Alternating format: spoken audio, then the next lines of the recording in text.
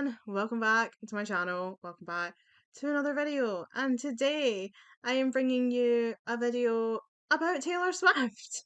I've never done that before. I've never made a video about Taylor Swift. I never made 4 separate videos ranking all of her songs. That definitely didn't happen.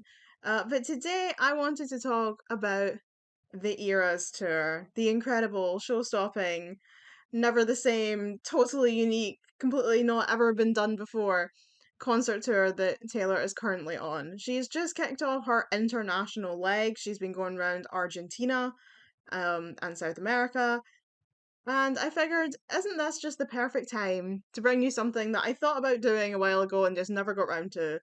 But definitely more relevant now that I've actually seen the tour in movie form instead of just watching it through people's TikToks. I want to give you the Eras Tour Lauren's version. So this video is me telling you, if I had made the Eras Tour, if I had been the one who made the set list, if I had been in control of the Eras Tour, what songs would I have included and what songs from Taylor's set list would I have thrown in the trash? Also, no, I know that she pronounces it Eras Tour, but I've always pronounced it as like era. I don't say era, I say era. Like, the before common era. Like, so it's the Eras Tour to me. I know she says eras, and I know that the Eras Tour meme doesn't make sense if you pronounce the word eras, but tough. It's who I am, and you're just gonna have to live with it. You're gonna have to love me for my faults. But yeah, I mean, I loved the Eras Tour when I went and saw it in the cinema. I thought it was wonderful, it was spectacular, and there are some really great songs in there, obviously. I mean, like, a lot of my favourite songs are in there, and there's a lot that I would keep. But there's also a lot of songs in there that I personally wouldn't have put on the set list. If it had been up to me, I would have done things differently. And so I just figured I would do a video on my dream Eras Tour set list. So we're going to look at each era individually. As we take songs off, we'll obviously go into credit, and then if we have to add a song in, and we go into debit, and my rule is that we have to have the same amount of songs, right? We're not doing like, if I had the Dream Eras Tour, she would play every one of her like 300 and something songs. No, we're sticking to the 44 songs that she has in the set list. So I had to go through and methodically figure out if I like add a song here, I have to take a song from somewhere else and we have to make it match. We have to make it math up. Wait, the math has to be mathin'. It has to come out the same amount of songs as we went in. So we're going to go through each era and I'm going to tell you what I would trade if I would move any eras around, what eras deserve more songs, and what eras just need to be taken down a notch, in my opinion. So let's get into it. So, of course, first up, we have the Lover era. Now, for me, I think it makes a lot of sense to open the show with the Lover era, to make that the first of all the eras, the 9, not 10, eras in the concert. Because it was the last concert we were supposed to get. Obviously, back in 2020, we were supposed to get Loverfest, which would have been the tour that tied into the Lover album, which came out in 2019. But because of COVID, Loverfest was cancelled and never rescheduled. The whole thing was just abandoned. And so, for people who had been waiting since 2019 to see the Lover album performed on stage, I think it makes a lot of sense because it's almost like she's saying, like, it's been a long time coming, you know what I mean? Like, it's as if she's actually saying, like, you waited 4 years to hear this album live and you don't have to wait a second longer because we're going to put it right at the start of the show. If you've been waiting for the Lover concert that you were deprived of in 2020, then you don't have to wait a second longer. It's right here. It's the first album out the gate. Let's get into it. And I think that makes a lot of sense. So I would absolutely 100% leave Lover as the first era of the concert. So Taylor's set list for Lover is Miss Americana and the Heartbreak Prince, Cruel Summer, The Man, You Need to Calm Down, Lover, and The Archer. So let's go through it. For me, I think I love the opening. The Miss Americana and the Heartbreak Prince opening is spectacular, especially that opening where she's like got she's saying all the names of the albums in the background, and it looks phenomenal. And Miss Americana is my favorite song from Lover. That's my favorite song on the album. One of my favorite songs she's ever done. It's one of my top favorite Taylor songs. And so for me, like seeing when I watched the concert, like via people's videos the day after the very first night of the concert, when I saw she was opening with Miss Americana, I was like, oh my god, she did that for me. And it also makes sense because obviously the line is, it's been a long time coming. And it's like, it has been a long time coming because we haven't had a Taylor tour since Rep. So, like, it has been a long time coming. So, absolutely, Miss Americana is staying as the opening. Would I like it to be a longer version of the song? Yeah, like, yeah, because it is one of my favorites. I would like to hear her sing slightly more of it. So if we could extend it by just a bit, just so we can get a bit more of Miss Americana in there, that would be great. But yeah, we are absolutely keeping Miss Americana. Next up is Cruel Summer, and obviously I thought this was absolute genius. I said this in my Taylor Swift ranking video. Cruel Summer was the like standout song of that album, and it was wild because she didn't release it as a single, even though it was like almost like undoubtedly, inarguably the best song on that album, right? Miss Americana is my favorite, but come on, like Cruel Summer was the song of that album, and it should have been a single, and it should have been number one. And so I think she was a genius for making that the second song of the show, the first kind of full song, because everyone sings that song. And it makes so much sense because it's got that iconic bridge and it just gets everyone so hyped right out the door, where everyone's screaming, drunk in the back of the car, and I cried like a baby coming home from the bar. And like everyone's just like losing their minds. And it works so well. So absolutely, we're keeping Cruel Summer, we're keeping it where it is. Next up, we have The Man, and I'm absolutely keeping The Man. I love The Man as a song. I forced my former CEO at my previous job to quote it in a speech for International Women's Day because I wrote a speech and he didn't read it before he read it out, which meant I tricked him into reading Taylor Swift lyrics in front of the entire organization. It was very funny. Um, but I think what I love about The Man is the staging. I love the staging of that song, and so we are definitely keeping it just purely. I mean, I love the song, I love the message, but we're keeping it mostly because of the staging, because it's so cool and so impressive, and that she always has that fab jacket on, and she just looks phenomenal. I've decided to take both You Need to Calm Down and Lover off the set list. Now, my reasons are You Need to Calm Down, as much as it's a fun bop and everyone's singing along and the dancers look great, I just don't think it's quite worthy of a place in the set list.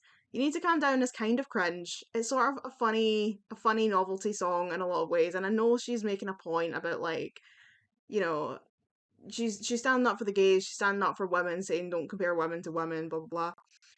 And I like You Need to Calm Down. It's a fun song. I just think that there are more worthy songs on Lover to get in the concert than You Need to Calm Down. And I'm taking out Lover because, as I said in my ranking video, I just don't really like this song. I know, I know she loves it, or at least she did when she wrote it about Joe.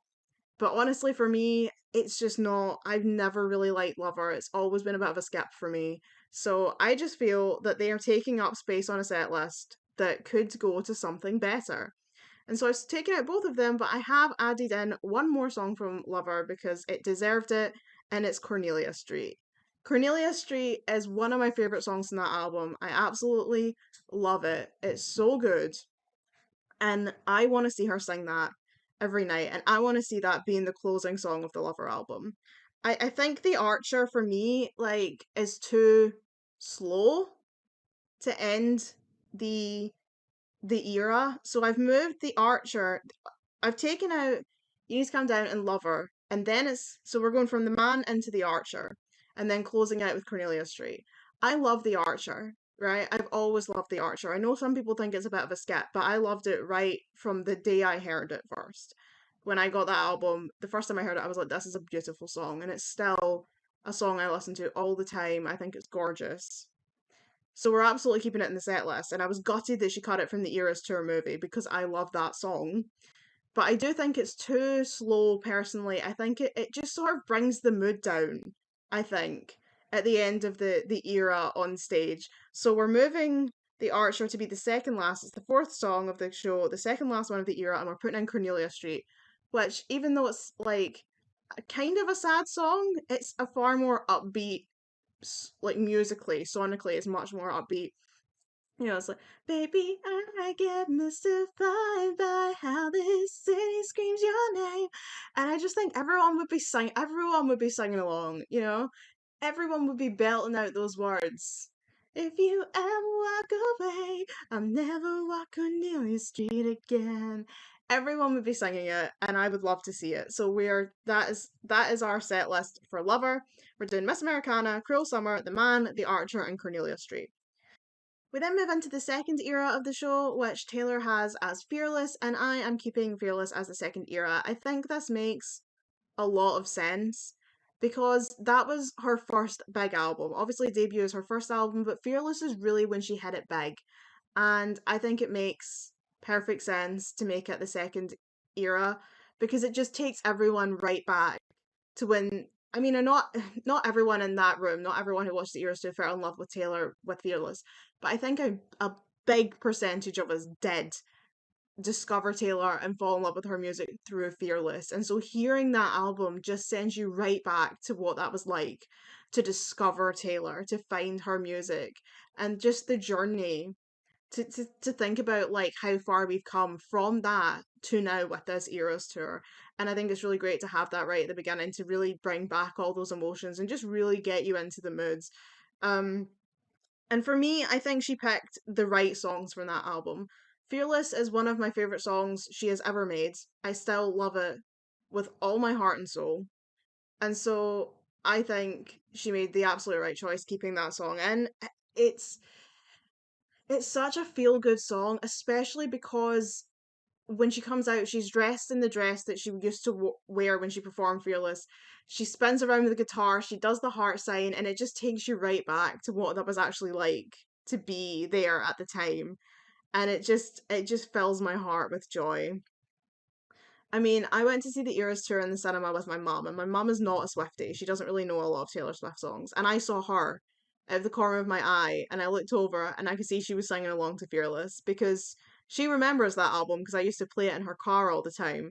So she knows the words to these songs. And even though she doesn't know the vast majority of the songs in the show, she knew all the words to Fearless and You Belong With Me and Love Story. So, and she texted me like the next day, like, I've got You Belong With Me stuck in my head. So absolutely we're keeping Fearless. I'm keeping You Belong With Me as much as I think, obviously that song gives out a really bad message these days.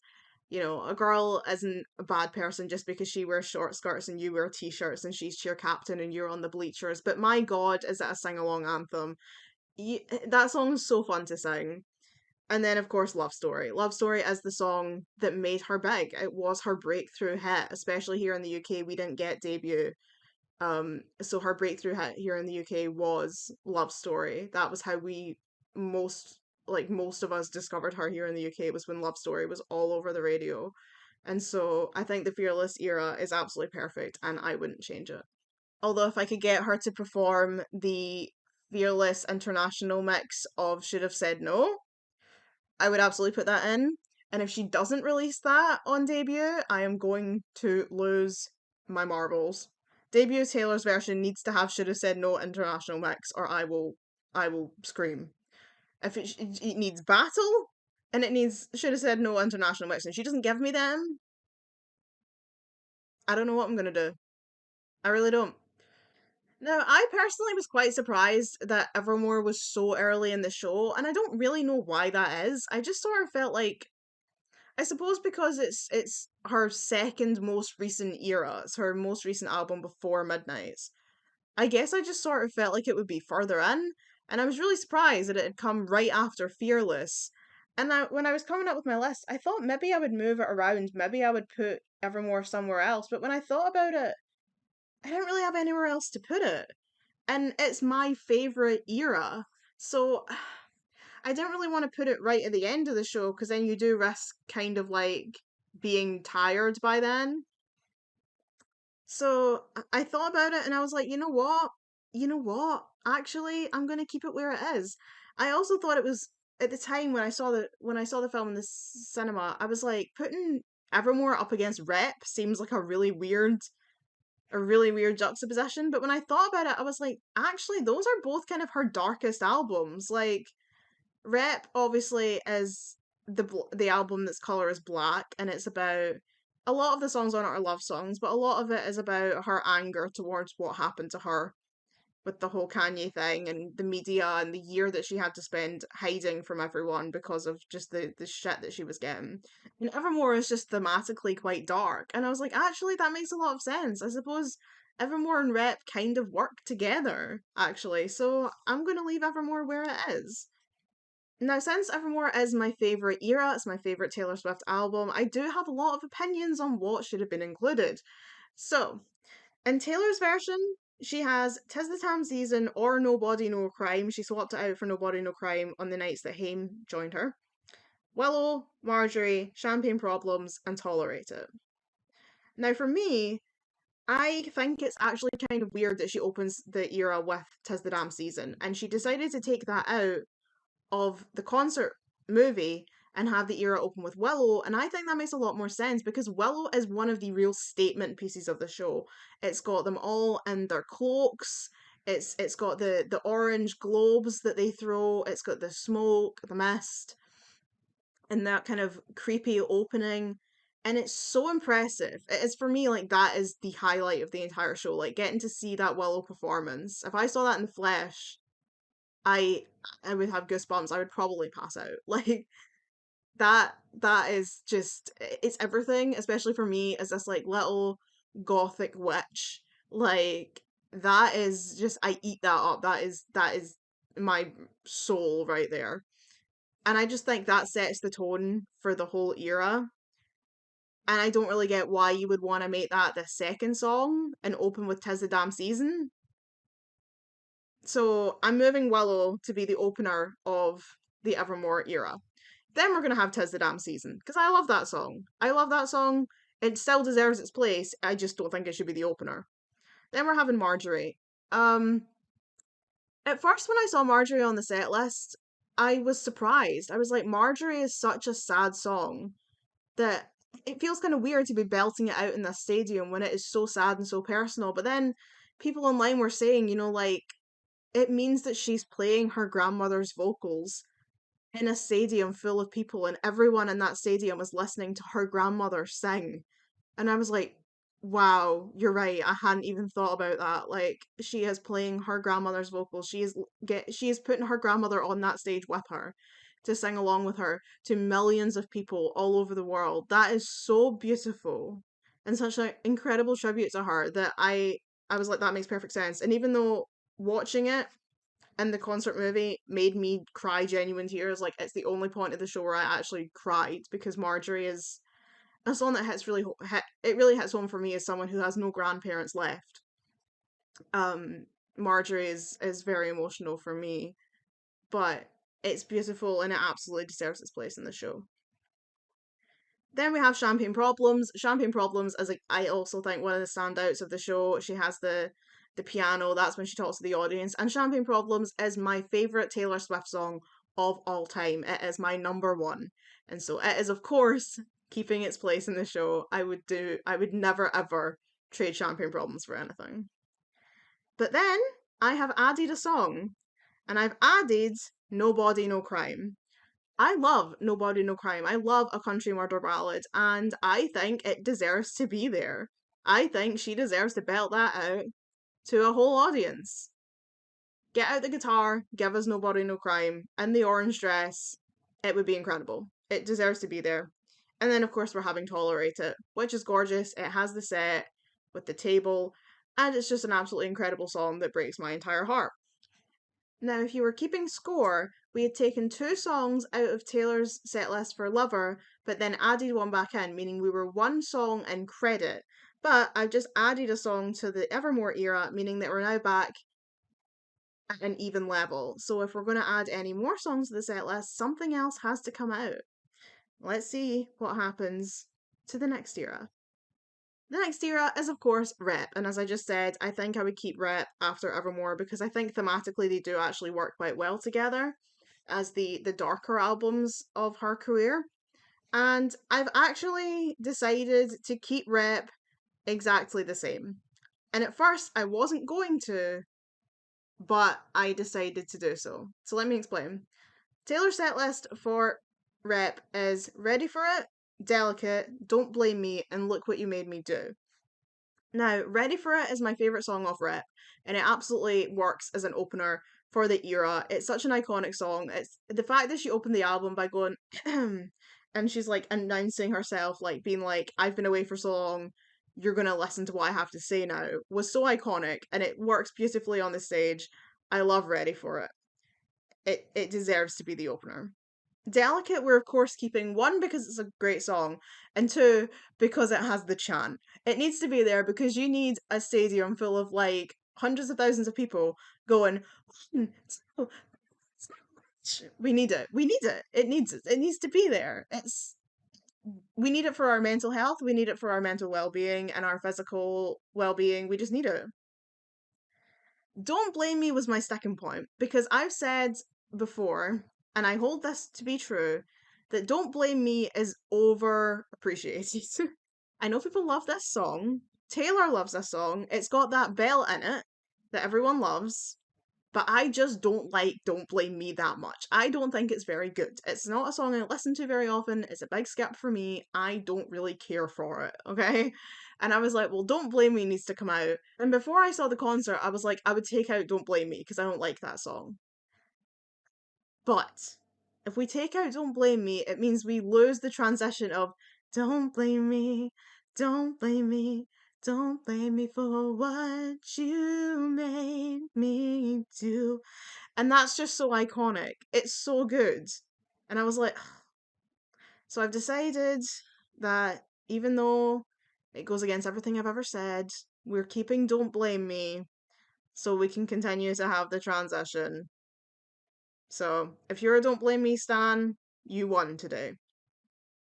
Look What You Made Me Do really surprised me in the Eras Tour concert because, like, I love that song, right? Don't get me wrong, I do genuinely like Look What You Made Me Do. But it is, you know, Right Said Fred. So it's not like one of her best, but it's so rocky in the Eras Tour. It's so much heavier than it is on the album. And I was like, that was incredible. Like I felt it in my bones. She's got all the other Taylors in the cages, and I just was like, this is phenomenal. That was one of the like genuine top, like probably top three moments of the whole concert for me. And I was surprised. As much as I like that song, I never thought I would love it that much on stage, and I did. So Look What You Made Me Do is staying because that was incredible.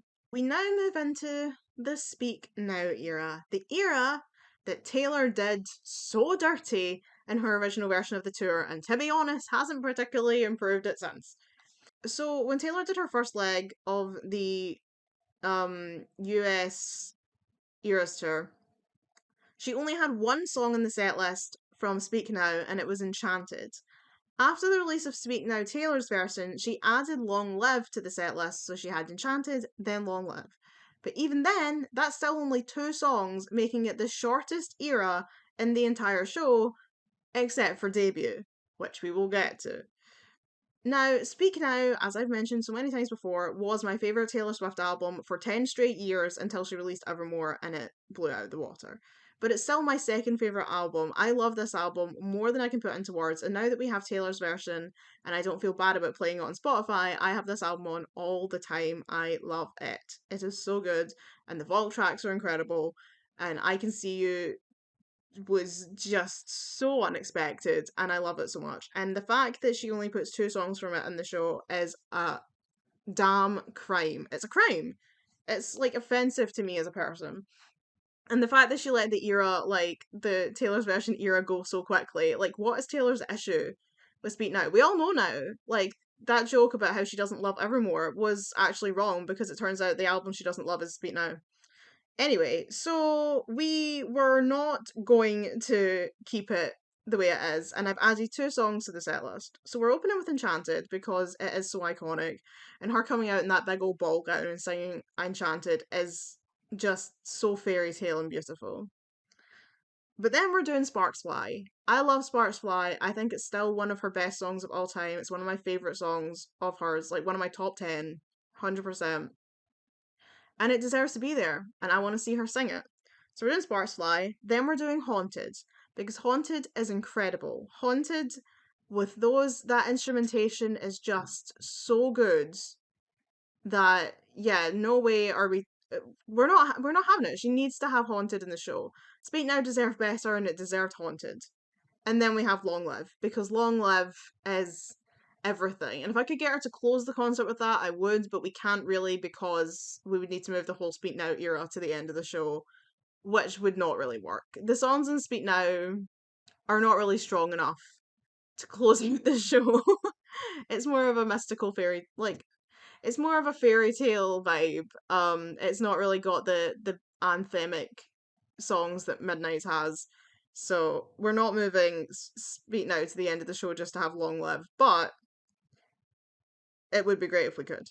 But Long Live to end the set, at least. Now, in Taylor's version of the show, next up we would have the Red era. But for me, I actually think this is the perfect place in the show to have the secret songs. I think having the acoustic set so close to the end of the show, right before the final era, is odd, and I don't really get why she put it that far in. And I know she has that really cool transition where she jumps into the floor and then transitions into Midnights, but I think we could still do the cool transition where she jumps into the floor and just have her go into the Red era instead.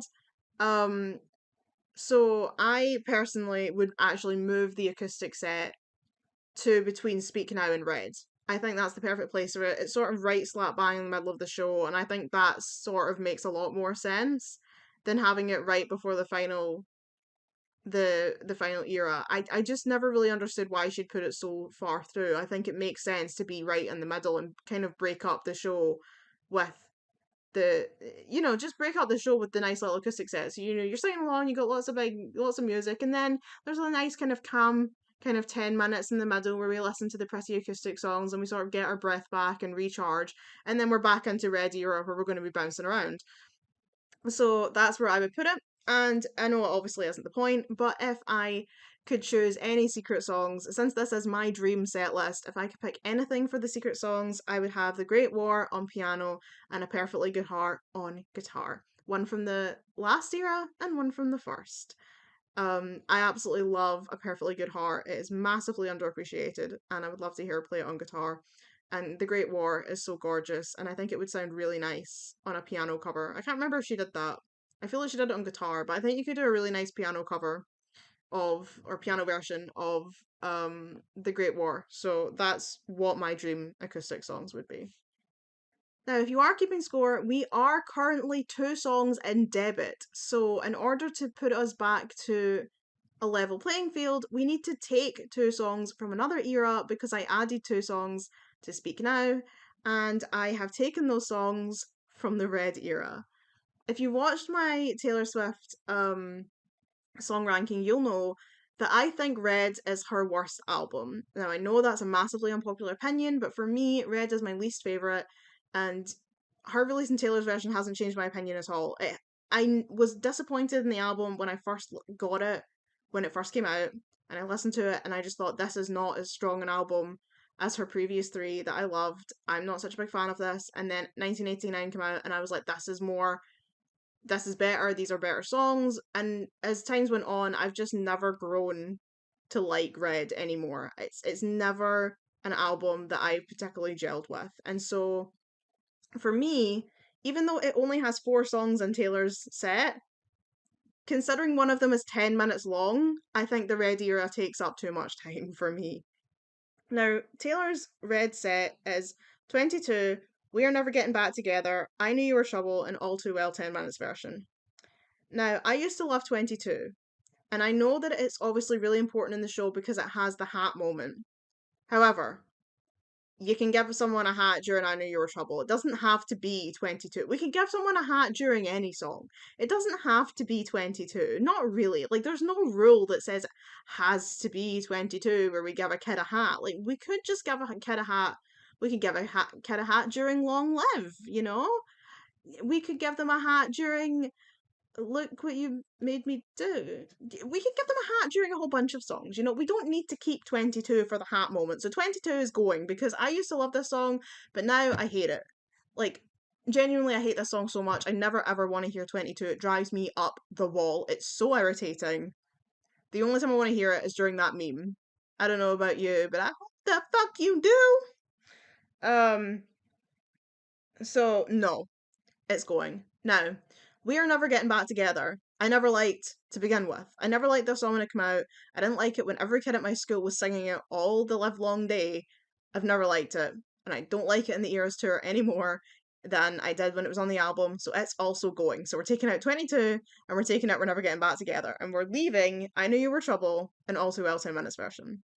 I love I Knew You Were Trouble. I always have. So we're keeping it. And as far as I'm concerned, we're doing the hat moment during I Knew You Were Trouble. And then we're sitting for 10 minutes listening to Taylor sing All Too Well. And I think that's really all we need of the Red era. Okay, we've got one upbeat song and then we've got a 10-minute ballad. We don't need more than that. Red era done. So, after Red on Taylor's set list, we have the folklore era. But you will have noticed if you have ever looked at Taylor's set list for the Eras tour or seen the movie or anything like that, you'll know that Taylor didn't include any song from debut on the Eras tour set list. Not one single song. She only ever plays them during the Secret Song acoustic set. She does not have a song on the actual set list for the nightly performance. And I think that's a travesty. And so, up next, after the Red era, we have the Taylor Swift era.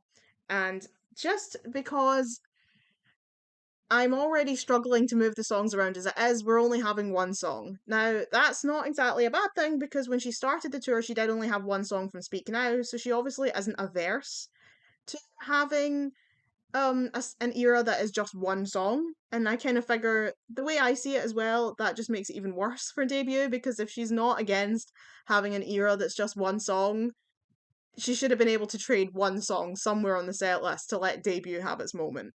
It's devastating. So in my set list, after Red, we're having the Taylor Swift era and we're having Picture to Burn. Picture to Burn is one of my favourites. It's my favourite song off that album. I've always loved that song. It is iconic and it deserves to be in the Eras tour. You do have the risk of everyone in that concert hall stadium yelling, "Tell mine you're gay." But like that's just a reality we have to live with. We need Picture to Burn. So, debut is getting its moment in my Eras tour, and it's Picture to Burn. Now, for a bit of maths, we added two songs to the Speak Now era and then took two songs out of the Red era to make them level again, but I have just added a song to the set list to give debut a moment, which means something needs to come out from somewhere else. And you'll be surprised to hear this, but I've actually taken a song from Folklore. So I love folklore, right? It is my third favourite. My top three are Evermore, Speak Now, and Folklore. Folklore changed my life when it came out. It was like everything I needed at that point in life. During the pandemic, folklore was everything to me, especially because it had songs on it that related so much to the life I was having at the time because Taylor was writing songs about a corrupt business and a relationship with a boss who was ruining her life, and I was living that exact experience in 2020. And so, like, Mad Woman, Hoax just spoke so much to me. But I have taken one off the set list. So, Taylor's set list for Folklore is The One, Betty, The Last Great American Dynasty, August, Illicit Affairs, My Tears Ricochet, and Cardigan. It's 7 songs long, which makes it tied for the longest set in the show alongside Midnight's. And I get it, because Folklore is incredible. It deserves its moment. It deserves to shine. It's got that incredible set with the shack. It's wonderful.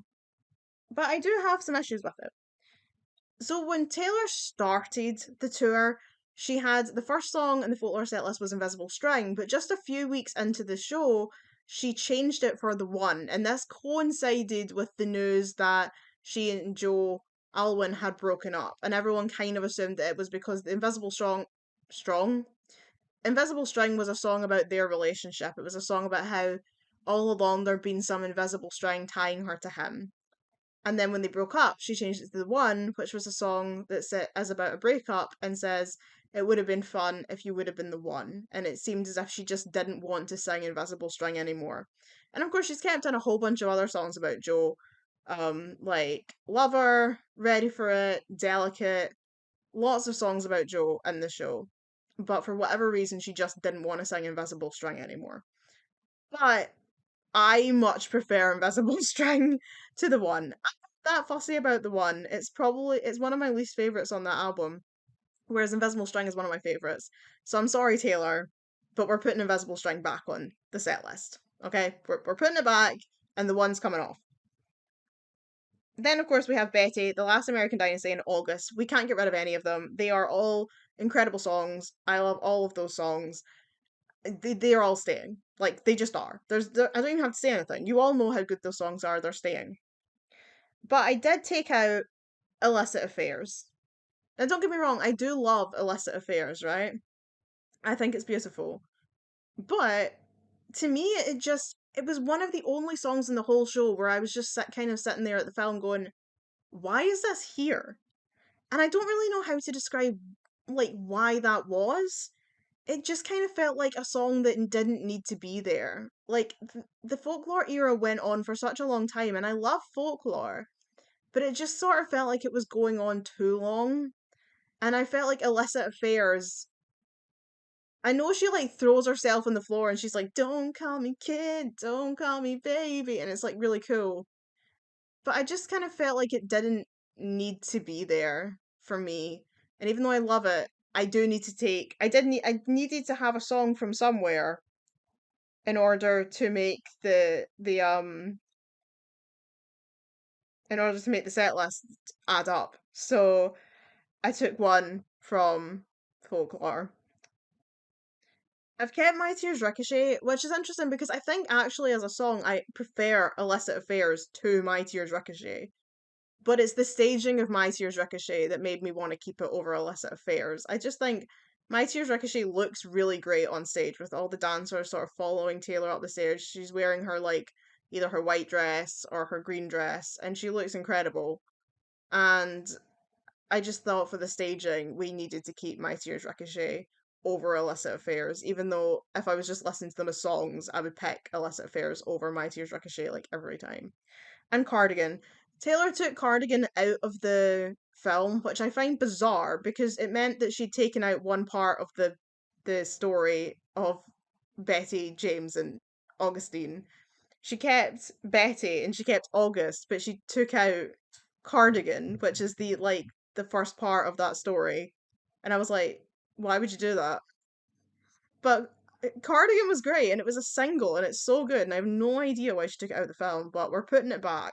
It's staying in the show. It deserves to be there and I think it works as a closer for that era. We now come to 1989, and I've actually kept the same amount of songs for this era, but I have changed one. So we haven't went up or down a song, but we have changed the set list. So Taylor's set list for 1989 is Style, Blank Space, Shake It Off, Wildest Dreams, and Bad Blood. Now, Style and Blank Space are obviously such dance anthems, and everyone in the cinema when I was going to see it were absolutely just like jumping about dancing to those songs, and they 100% need to stay. I love both of those songs, and they need to be there. However, Shake It Off. Now, look, I know there's a lot of people out there that really love that song, and it was so funny because. So, let me tell you why this is funny. So, by the time we got to folklore in the cinema, I really needed the bathroom. Really needed the bathroom. And I was like, I cannot go to the bathroom during folklore. Like, I had been waiting for folklore. I love that era so much. There's not a single song in there that I would want to miss. I was like, I cannot go to the bathroom right now. And I was like, right, what year is next? And I'm like, 1989. And I was like, right. And I couldn't remember off the top of my head what songs were on the 1989 set list, but I was like, she might have Welcome to New York because I don't like that song. I was like, I can pee during Welcome to New York. But I was like, there's got to be. I'm like, I love 1989, but there's definitely some songs on there that I could skip. Hopefully, there's one in there I can miss. So I'm sitting waiting, and she starts doing Style, and I was like, oh, God, I can't go and pee during Style. And the next one's Blank Space. And I'm like, oh, for God's sake, I can't go and pee during Blank Space. I need to see her swing that golf club. And then I was like, right, what's next? Come on. I'm like, please be a bad song. Because by this point, I am actually bursting. Like, I'm going to pee myself. I'm like, please be a bad song. Please be a song. As soon as I heard the, I was like, shake it off. So I just turned to my mom, went, I'm going to the bathroom, and ran out of the room. And I after we left, like I said to my mom, I was like, oh my God, I was waiting so long for a song that I could pee during. And she's like, that's so funny because you're the only person that left during Shake It Off. Everybody else was up singing, dancing for their lives. And I'm like, yeah, everyone loves Shake It Off, but I just don't. I'm like, I'm sorry. If I never heard that song again for the rest of my life, it would not be too soon. And I realized that everyone else is going to hate me for doing this, but Shake It Off's coming off the set list because this is my set list and I don't want it there. I don't like Shake It Off. The only purpose Shake It Off serves is giving you a chance to go to the bathroom. But tough, we're just going to have to pee ourselves in this particular set list that I've made. Now, because we've taken Shake It Off the list, I've moved Wildest Dreams up, so it's after Blank Space. And then I'm putting in I Know Places. Because I don't care what anyone says, I Know Places is the best song on 1989. It is everything to me. I love that song with my whole heart. And everyone who says anything bad about it is wrong. I Know Places is one of her best songs ever, and you will all sit down and appreciate it. And when the stream numbers came out for 1989 TV, and it was right down at the bottom with Wonderland for some reason, despite Wonderland being incredible, and I was like, you're all streaming Welcome to New York and you're sleeping on Wonderland and I Know Places. What is wrong with all of you? Stop it. So, partly because it's one of my favourites, I'm putting it in the set list. And the other reason I'm putting it in the set list is because you're all going to have to stand there and appreciate it. Everyone's going to stand in the stadium and they're going to learn to like I Know Places. This is now an education, is what this is. And then we're closing it with Bad Blood. Because even though Bad Blood's not my favourite song in the world, it's iconic. And I mean, we need it just in case a security guard ever starts assaulting a girl in the audience. It needs to be there so that Taylor can get up and go, hey, she wasn't doing anything. Hey. Incredible. So now we go into the final era. And admittedly, my math is certainly off somewhere because I did take one out of the set list for Midnights, which means I must have been one in debit without realizing. Because I thought after I'd taken one out of Folklore that we were back level, but I've taken one out of Midnights. So I must have needed an extra one from somewhere and I can't count. But regardless, we've taken one out of Midnights and this is our final era. So let's see what we've got. So Taylor's set list for Midnights is 7 songs long, joint longest with Folklore, and it consists of Lavender Haze, Antihero, Midnight Rain, Vigilante Shit, Bejeweled, Mastermind, and Karma. So I've pretty much kept this the same, but I knew I needed to take one out of it, and I just couldn't. I really struggled with which one to take because it couldn't be Lavender Haze because I love that song. I love it so much. It couldn't be Antihero because that's a masterpiece of a song and it needs to be there. It couldn't be Vigilante Shit because the staging of that, the dancers, Taylor, the seats, the rising up and down of the stage blocks is incredible. It's show stopping.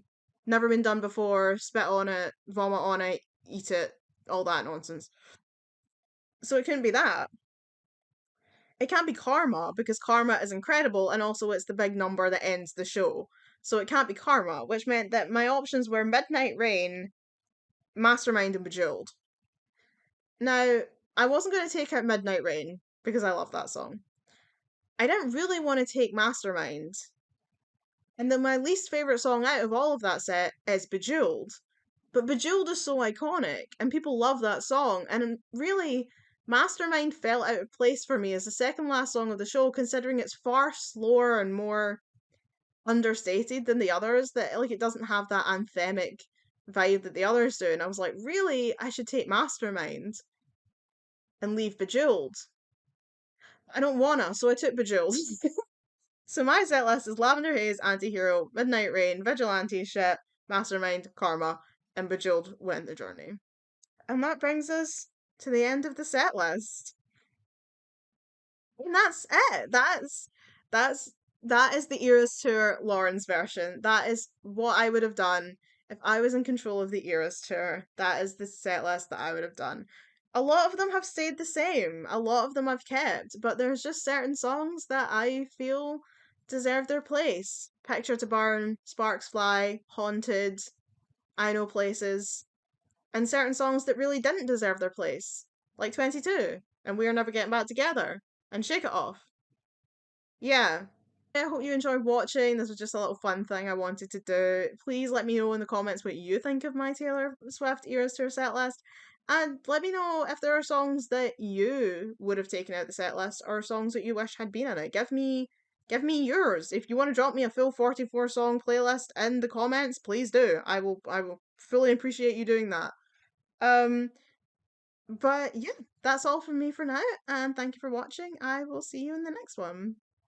Bye everyone.